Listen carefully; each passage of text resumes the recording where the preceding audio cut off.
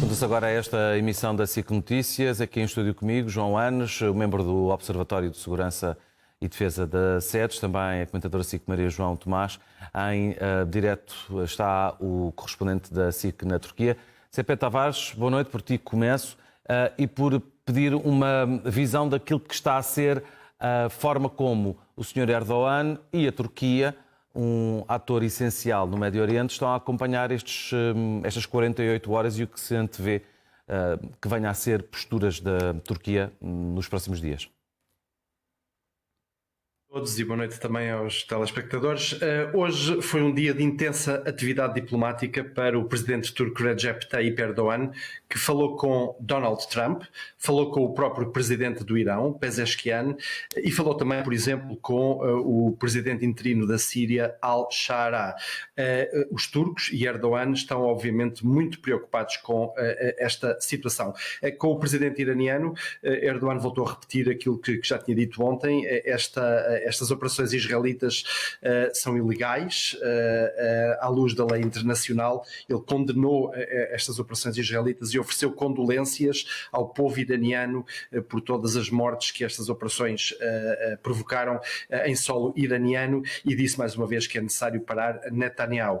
Com Trump, Erdogan disse que é absolutamente necessário explorar a via diplomática e apelou para que o presidente americano fizesse pressão sobre Netanyahu para parar com as operações e, por outro lado, retomasse as negociações com os iranianos relativamente ao dossiê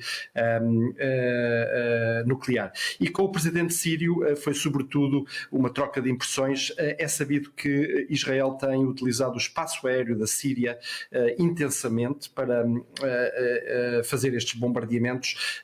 Síria que obviamente neste momento não tem uma força aérea, tem capacidades militares muito debilitadas e que é praticamente um espectador neste teatro.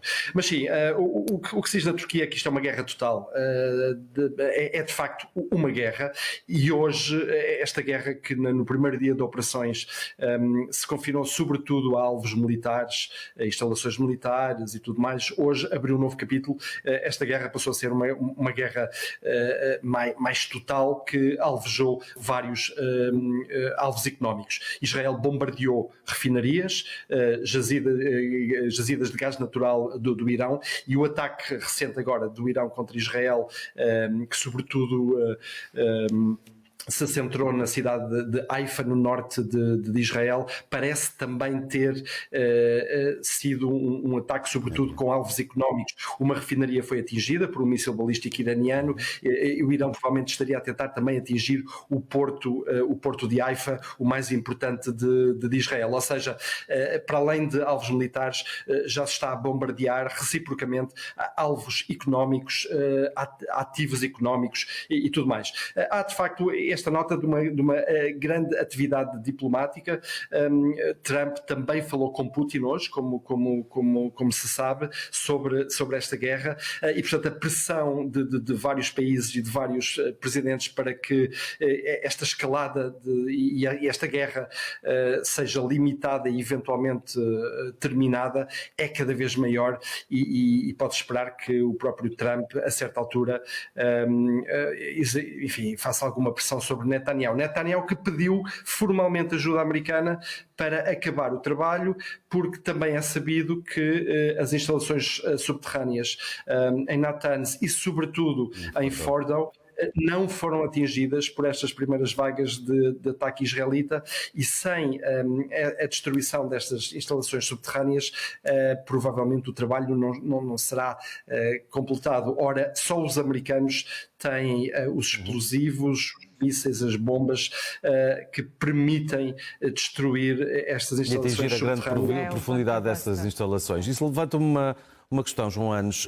Os Estados Unidos terão interesse em responder positivamente a este pedido de ajuda formal de que falava José Pedro, ajuda formal a Israel, para que Israel, que aparentemente já controla parte considerável do espaço aéreo iraniano no oeste do país, porque ainda há pouco estávamos a falar aqui com o comandante, com o coronel Carlos Mendes Dias, que dizia que a Força Aérea do Irão é quase irrisória, não tem capacidade para fazer força ao poderio aéreo israelita, de origem americana que está no terreno ou nos ares do Irão. Bem, olá Rodrigo, Maria João, todos os telespectadores. O interesse dos Estados Unidos aqui joga-se em diversos planos e, portanto, a situação também não é fácil, nem para, se fosse Donald Trump, fosse qualquer outro presidente. E porquê? Porque o que podemos estar perante é uma iniciativa por parte de Israel de um ataque preventivo, que é aquilo que temos vindo a identificar, mas tem um alcance mais longo, um alcance de alterar as estruturas políticas e a situação política dentro do próprio Irão. E isso cria uma grande incerteza. E países como os Estados Unidos, que dependem muitas vezes daquilo que é uma estabilidade económica a nível mundial, não estão muito interessados naturalmente em que de repente 25% do petróleo que passa pelo Estreito de Hormuz, 25% do comércio de petróleo a nível mundial que passa pelo Estreito de Hormuz, seja posto em causa mesmo por um Irão enfraquecido e portanto que já tem vindo a fazer declarações no sentido de poder jogar essa carta que tem à sua disposição. Já hoje ameaçou isso. Exatamente. Aliás, já ontem quando fizemos aqui um vídeo fiz essa referência, porque é já uma jogada desesperada, portanto mostra o Irão já muito encostado à parede e prepara-se para se tornar então um ator de instabilidade, de provocador de grande instabilidade internacional, para que dessa forma possam ver Estados como os Estados Unidos e outros a pressionarem Israel para parar com estes ataques. Existe aqui uma outra questão, ao contrário, portanto, que é de uma vez por todas resolver duas situações, que em primeiro lugar uma revolução islâmica que começou no final da década de 70 no Irão e que tem ainda hoje esse regime no poder naquilo que chamamos do Estado do Irão, que é um Estado que tem diversos grupos étnicos que pretendem ser independentes, desde os curdos no Ocidente ao Baluchistão, que está constantemente em sublevação e quer ser um Estado independente, aos azeris e, portanto, existem imensos grupos étnicos que representam fatias importantes da população. E para um país como os Estados Unidos ou para outros países que têm interesses naquela região, é muito difícil lidar com uma incerteza de como é que seria essa nova configuração política ou uma implosão deste Estado. Porque tal como o Shah, anteriormente ao regime dos Ayatollahs, era uma fonte de união de muitos destes grupos étnicos. E de repressão também, em alguns casos. Também, sim, mas aí o regime dos Ayatollahs não foi diferente, claro. Não é? Podemos jogar pelas centenas, os tribunais, logo a seguir à Revolução, aqueles tribunais sim. E as execuções sumárias que foram determinadas por alguns dos Ayatollahs que ainda hoje estão vivos e ainda estão no poder e tratam e administram a justiça islâmica nesse país, com toda a brutalidade que nós vimos nos últimos anos, que aí mantém-se incrivelmente coerente. Portanto,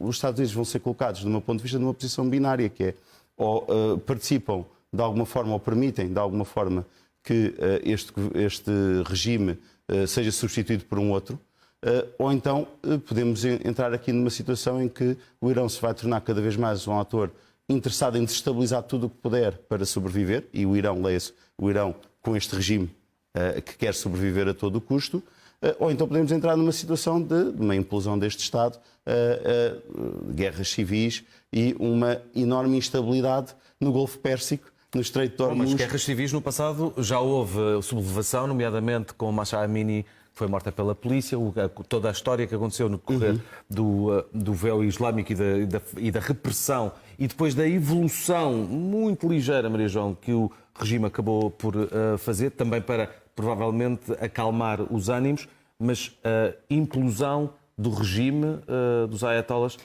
Já ontem falámos sobre o assunto, hoje houve o assassinato pelas forças israelitas. Eu fazia referência há pouco, vou recuperar o nome do senhor, Ali Shamkhani. Que era o braço direito do Khamenei, e era o seu conselheiro. Isto é mais forte e é o quê? É o quê? O que é que isto representa, este assassinato? Uma ameaça ao regime. A Mossad diz que está perto do... A Mossad está em todo lado, como nós sabemos, mas está muito perto do bairro onde está Khamenei. Não sabemos até que ponto é que poderá ser iminente ou não a morte de Khamenei. Isso seria um game changing completo e estaríamos numa mudança de regime e mudança geopolítica no Médio Oriente. Mas se fosse morto, por hipótese, é eliminado o comandante, o líder supremo, o Ayatollah. Como é que se processa a substituição? Então vá, então vamos começar por aí. O Irão tem fronteiras naturais e que é muito difícil, também já falámos nisso ontem, e é muito difícil desconfigurar todo aquele puzzle. É um puzzle de muitas etnias, mas não nos podemos esquecer que o regime dos ayatollahs, com muita atenção a esse aspecto, nos Majlis, que é o Parlamento, fez representar todas essas minorias. Não podem passar de minorias, porque quando começam a passar de minorias, as coisas já começam a dar para o torto. Portanto, todos Mas isto estão... no Parlamento? E nos Majlis, todos estão representados para mostrar uma certa coesão do país. O Irão tem uma particularidade, é persa por etnia global. Portanto, tem uma identidade persa. E a identidade persa é muito forte e faz com que... Eu lembro a mesma história que falámos ontem, que foi quando foi do regime da Revolução Iraniana, nós tínhamos o Mogadés, há uns anos antes, que era opositor ao Shah Reza Pahlavi. Ora, quando se começa a dar a influência americana e é muito visível no Irão do Shah Reza Pahlavi, a população uniu-se toda. Mas deixa-me só recentrar e voltar à questão, porque eu queria perceber mesmo como é que se processa. Eu recordo-me do Ayatollah Khomeini, que morreu, e era ele o líder a partir da Revolução Islâmica. Deixa-me só explicar este bocadinho, que eu vou já aí. Portanto, durante esse período, e quando se começa a dar a divisão da sociedade entre aqueles que são pró-Shah e aqueles que são pró-regime mais ortodoxo islâmico, houve a oposição toda ao Shah que se uniu. Quando se dá a Revolução Islâmica, esses que tinham sido os continuadores de Mossadegh, como estavas a dizer, quando se dá a Revolução Islâmica, são todos fuzilados e são todos aniquilados. Mas a população uniu-se toda contra um inimigo comum, que era a influência americana. Isto para dizer que os iranianos são muito unidos quando vem um inimigo comum. Não, porém, quando neste momento estão divididas. Como é que se faz a sucessão, que é a tua pergunta? A sucessão é muito simples. Nós temos neste momento o Conselho, que são aqueles que estão muito próximos do Ayatollah Khamenei, dentre os quais está o filho dele. E é aí que as coisas ficam mais complicadas, porque o Khamenei quer que seja o filho o seu sucessor. E é isso que está em causa. O que é que dizem os procedimentos? Os procedimentos dizem que tem que ser uma espécie de uma eleição entre uma espécie de Politburgo, que é a mesma coisa que tu encontras no Hamas. Portanto, há um conselho que é muito próximo Formado por quantas pessoas? Formado por 6, 7, não me lembro quantas são, mas são o máximo não chegam a 10. Ou são de alguma parte específica? Não. Têm que ser líderes islâmicos. Escolhidos pelo Ayatollah vigente? E têm que ser escolhidos por um outro conselho mais largo que elege aqueles que são os mais próximos e que são candidatos a... E esse processo de escolha, de candidatura, apenas acontece quando o Ayatollah morre ou começa antes? Quando começa antes, quando o Ayatollah está, como está neste momento, se diz, bastante doente. Portanto, o que é que o Ayatollah Khamenei fez? Havia várias possibilidades e ele foi conseguindo empurrar o filho, um dos filhos, para esse círculo mais pequeno, para que fosse... E está a fazer pressão para que ele seja o seu sucessor. Ora, isto numa República Islâmica não faz sentido, porque isto tem que ser uma espécie de democracia. Ou seja, tem que ser... Dizer que é uma democracia é um bocadinho... Eu estou a parafrasear aquilo que é a lei islâmica, nesse aspecto. Portanto, não estou a dizer que é uma democracia. Já voltamos a conversar, tenho de vos interromper, porque eu agora tenho a possibilidade de conversar em direto com o porta-voz, um dos porta-vozes das Forças de Defesa israelitas, o Major Rafael Rosenchan. Muito boa noite, muito obrigado por estar connosco. Que informação atualizada que nos pode dar sobre estes ataques de que tivemos conhecimento, nomeadamente contra a Haifa, em matéria de feridos, de mortos e também de dimensão dos estragos provocados e o número total de projéteis disparados pelo Irão contra Israel? Boa noite, obrigado pela oportunidade. Vejam, nós ainda não temos dados oficiais desse último ataque do Irã. Nós sabemos que, infelizmente, tem pelo menos uma pessoa que morreu, nós temos alguns feridos. O Irã lançou centenas de mísseis balísticos em direção ao território israelense. Essa foi a quarta leva de mísseis balísticos lançados pelo Irã desde o começo dessa guerra. E o Irã, diferente de Israel, que é um Estado democrático de direito e atinge somente alvos militares, o Irã lança seus mísseis em direção a áreas residenciais. E nós temos uma defesa aérea muito boa, de ótima qualidade, mas ela não é aritmética, ela não dá uma defesa de 100%. Cerca de 90% dos mísseis foram interceptados, mas infelizmente mísseis caíram, explodiram em áreas residenciais e levaram a... A explicação é que está então para as dezenas de mortos que foram anunciados pelas forças e pelo regime do Irão nos ataques de Israel contra o Irão. Eu não ouvi a pergunta, você pode repetir? Que explicação então é que dá para as dezenas de mortos anunciados pelo regime do Irão no decorrer de ataques feitos por Israel contra posições, nomeadamente em Teherão e noutros locais do Irão? Olha, todos os nossos alvos são alvos militares. Os nossos alvos são as usinas nucleares do Irã, são os mísseis balísticos utilizados pelo Irã para serem direcionados a Israel, são a liderança militar do Irã. Nós eliminamos mais de 11 líderes militares do Irã, nós eliminamos o chefe de Estado-Maior do Irã, nós eliminamos o comandante da Força Aérea e o chefe da Força Revolucionária, da Guarda Revolucionária do Irã, entre outros militares que também foram eliminados. Nós eliminamos também pelo menos 9 cientistas que estavam envolvidos no programa nuclear do Irã. Nós atacamos somente alvos militares. Infelizmente, tem civis também que pagam o preço da guerra, mas nossos alvos são somente alvos militares, diferente do Irã, que visa somente áreas civis, áreas residenciais. Tentem imaginar se o Irã tivesse, nesse momento, uma bomba atômica nas mãos. Qual seria a consequência desses ataques iranianos? Isso prova para todos nós que nós não podemos permitir que o regime mais perigoso do mundo tenha em suas mãos a arma mais perigosa. Que provas é que Israel tem para mostrar ao mundo daquilo que está a dizer? Muito simples. Antes de mais nada, nós temos informações de inteligência de alta precisão que compartilhamos já com os nossos aliados. Nós temos dados que foram fornecidos de forma aberta pela Agência de Armamentos Nucleares, que foi repassada a todos que o Irã, nesse momento, já enriqueceu urânio de uma forma que não tem como ser somente para objetivos civis.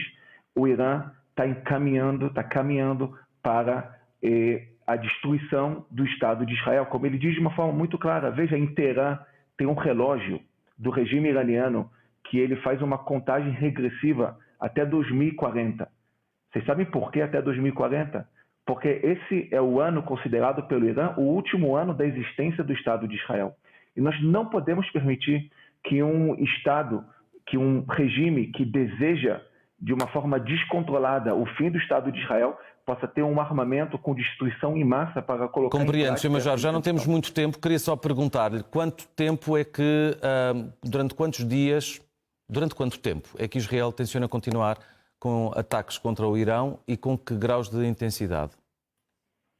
Nós esperamos que seja o mais rápido possível, mas nós só vamos parar quando todos os objetivos dessa guerra forem alcançados, quando o Irã não representar mais uma ameaça imediata para o futuro existencial do Estado de Israel. Já o tinha sido dito também em relação à guerra na faixa de Gaza, esses objetivos ainda continuam por atingir. Sr. Major Rafael Rosenstein, muito obrigado por ter estado connosco nesta emissão na SIC Notícias. Muito boa noite. Eu volto à conversa agora com o correspondente da SIC na Turquia, José Pedro Tavares, tem estado a acompanhar estava há pouco a acompanhar esta conversa com o Major das Forças de Israel. Vamos procurar restabelecer esse contacto, mas eu ia pedir mais informação ao José Pedro Tavares sobre isto que acabámos de ouvir, mas eu peço-vos também um comentário àquilo que acabámos de ouvir e ao tipo de mensagem que Israel vai repetindo e que vai repetindo desde outubro de 2023. Só paramos quando houver objetivos integralmente cumpridos. Maria João. A questão é qual é o objetivo, porque nós não sabemos, e, aliás, nós sabemos que Israel não tem capacidade para ir aos bunkers que estão a 90 metros de profundidade. Portanto, aquilo que Israel tem estado a fazer são uma espécie de cócegas àquilo que o Irão tem em termos nucleares, ao sistema nuclear do Irão. Aquilo que é realmente importante está enterrado a 90 metros de profundidade. Quem tem capacidade para fazer isso é os Estados Unidos. São os únicos que têm capacidade para irem a 90 metros de profundidade com bombas de 13 toneladas e que conseguem fazer a destruição por completo daquilo que são as infraestruturas nucleares mais importantes do Irão. Portanto, aquilo que Israel tem estado a fazer é um atraso do programa nuclear do Irão. Não é para acabar com o programa nuclear do Irão. Não é por acaso que Netanyahu foi pedir ajuda a Trump. Agora, a questão está: se Trump realmente decidir utilizar o GBU, que tem 13 toneladas de capacidade e que consegue ir aos bunkers a 90 metros de profundidade, aí as coisas vão ficar muito mais complicadas. Deixa-me só fazer referência para estas imagens que temos estado a ver, são imagens de Teherão desta noite. Vamos voltar a vê-las no total para se perceber que há chamas em locais na capital do Irão decorrentes de mais ataques de Israel. Há informação de que houve ataques israelitas contra posições de abastecimento e de armazenamento, melhor dizendo, de petróleo nos arredores de Teherão. Não é claro se estas imagens são ou não dessa zona. Agora sim, já tenho o Zé Pedro Tavares já em direto outra vez connosco. E, Zé Pedro, no seguimento daquilo que estávamos a ouvir há pouco do major das forças do Exército de Israel, este género de mensagem ecoa de que forma nas autoridades da Turquia? Há pouco já fazias referência à posição do Sr. Erdogan, mas na prática a Turquia, pergunto, ladra muito mas morde pouco? Erdogan tem sido bastante coerente nos últimos meses nos seus ataques a Netanyahu e às ações do Estado israelita. Tem sido, aliás, um dos líderes globais, digamos assim, mais coerente, mais incisivo. Inclusivamente foi um dos poucos países que terminou as suas relações económicas com Israel, precisamente devido à questão de Gaza. Obviamente que esta narrativa deste militar israelita é desmontada na Turquia imediatamente. Ele fala em apenas atingimos alvos militares e estamos agora a ver depósitos de combustível a arder nos arredores de Teherão. Hoje vimos várias refinarias a arder um pouco por todo o Irão e refinarias e depósitos de combustíveis não são necessariamente alvos militares. Podem ser. Eu acho que todos concordamos que o nível de ataque e as características deste ataque por parte de Israel provavelmente tem como objetivo uma potencial mudança de regime. Há de facto muitas interrogações sobre o que virá depois e estávamos a falar sobre isso, porque não é claro o que virá depois. O Irão não tem uma oposição armada forte. Há de facto os grupos curdos e os grupos no Baloquistão, mas são pequenos grupos que não têm significado a nível nacional, nem poder a nível nacional. Não há de facto uma alternativa neste momento, porque o regime dos ayatollahs basicamente é monolítico. Há moderados dentro da arquitetura do regime dos ayatollahs, mas não há uma alternativa óbvia para o day after, o que seria uma questão extremamente complicada. Queria também referir que uma das consequências de todos estes ataques é que provavelmente, se o regime sobreviver, e eu acredito que a menos que isto continue e que Khamenei, por exemplo, seja eliminado e tudo mais, nucleares, provavelmente o regime tem todas as condições para sobreviver. Uma das consequências é que tudo o que seja atividade do programa nuclear vai agora passar a ser secreta e underground. O Irão hoje já disse que vai deixar de dar informações à Agência Internacional Atómica e disse também que está a considerar sair do Tratado das Nações Unidas para a não proliferação de armas nucleares. Ou seja, poderemos ter, se o regime sobreviver, e não sabemos a dimensão dos estragos sobre o programa nuclear, poderão ser meses ou anos, isto depende um pouco dos impactos dos bombardeamentos, totalmente destruído não terá sido, mas se o regime sobreviver, vamos passar a ter um programa nuclear ainda mais camuflado, ainda mais secreto e ainda mais difícil de controlar do que tínhamos até Não agora. controlávamos, na realidade. Como? Era um programa que nós não controlávamos, por isso simplesmente não havia força internacional suficiente.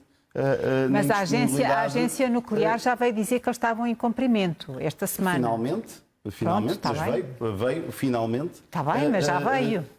E do meu ponto de vista é um dado muitíssimo relevante, porque nós não nos podemos esquecer que a partir do momento em que esta Agência Internacional de Energia Atómica, através do seu board, são 35 membros de todos os países, e mais alguns, desculpem dar esta nota assim, mas têm uma grande dispersão a nível da sua nacionalidade, têm muita experiência, vem fazer esta declaração, primeira vez em 20 anos que faz uma censura e assume que o Irão tem um programa que viola o Tratado de Não Proliferação de Armas Nucleares. Mas ele é signatário, o Irão é signatário, atenção. Ao contrário de Israel, que Israel não é. Tudo bem, mas está a violar o tratado que assinou. Está bem, mas Israel não. Se deixar de ser signatário, deixa de violar. Pois, certo, exatamente. Certo, portanto está a cair o véu relativamente àquilo que tem sido um programa acelerado do Irão para procurar obter uma arma nuclear. Mas existe aqui um outro tema, já que queremos falar e perceber um bocadinho mais para a frente, prospectivamente. Já não temos muito tempo, vamos terminar. Rodrigo, muito rapidamente, é que a partir do momento em que há esta censura, as Nações Unidas vão ter que reunir para decidir o que é que vai acontecer às sanções que foram suspensas ao Irão, foram suspensas em 2015, justamente porque havia um caminho para o Irão através do acordo de não proliferação do tempo nuclear, de Barack JCPOA, Obama, exatamente. Aquele acordo que Trump rasgou. Rasgou e votaram todas. É verdade, isso não sei se hoje está arrependido ou não ter tomado essa decisão. Não. Mas também não nos podemos esquecer que o Irão, em vez de usar os bilhões e bilhões de dólares que recebeu como compensação por não avançar com o seu programa nuclear, utilizou para armar o Hezbollah e o Hamas até aos dentes e os Houthis também, e portanto seguramente não o utilizou para melhorar a situação económica do seu país, que tem vindo a piorar de todos esses anos para cá, e portanto tomou as suas escolhas.